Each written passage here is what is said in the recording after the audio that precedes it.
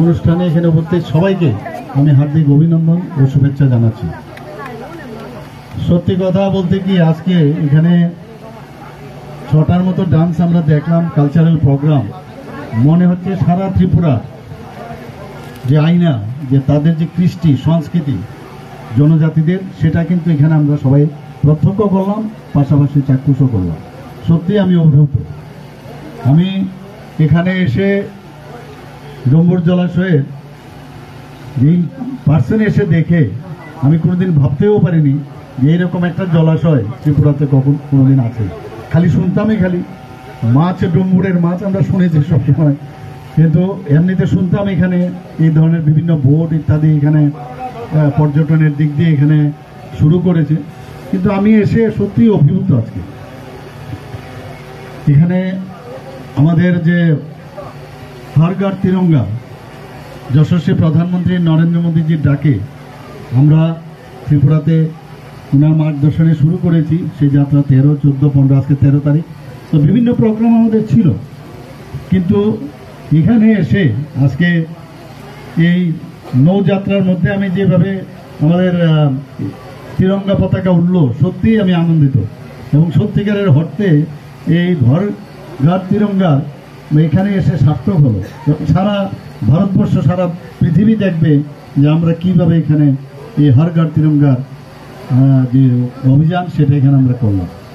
এখানে আমি অনেক দিন ধরে আমাকে ভূমিকানন্দ রিয়াঙ্গাকে প্রায়ই বলছিল এখানে আসার জন্য, কিন্তু এবং আমাকে যখন আমাদের এমপি মহোদয় বললেন, রেবতী ত্রিপুরা মহোদয়, যে আপনার কিন্তু এখানে আসতে হবে, এবং এই ধরনের একটা প্রোগ্রাম ওনারা নিয়েছেন, আমি এক বাক্যে শুনেই কিন্তু আমি রাজি হয়ে গেলাম যে নিশ্চয়ই আমি আসবো। এবং এসে সত্যিকারের অর্থে আমার খুব ভালো লেগেছে এখানে। এবং এখানে সবচেয়ে যে বিষয়টা, সেটা হচ্ছে যে ধরনের এখানে 48টা বিভিন্ন আইল্যান্ড এখানে আমি দেখলাম।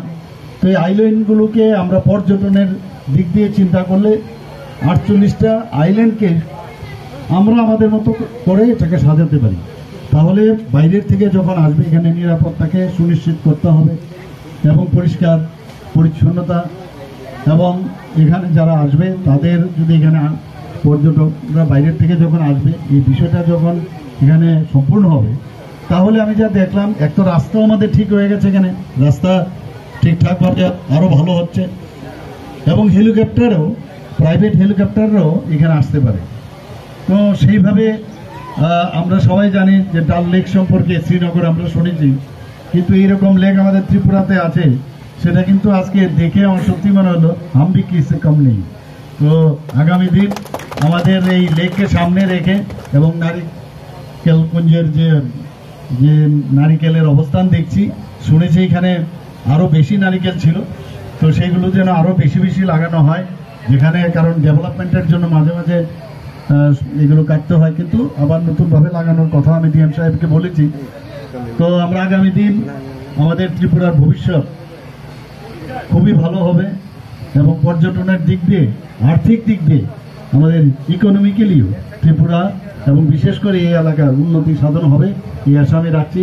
আবার এখানে যারা যারা উপস্থিত আছেন এই সবাইকে আমি অসংখ্য ধন্যবাদ জ্ঞাপন করছি, এবং সবাইকে এই আজাদী কা অমৃত মহোৎসব এবং ৭৬তম যে স্বাধীনতা দিবস আমরা সামনে 15ই আগস্ট আমরা পালন করব।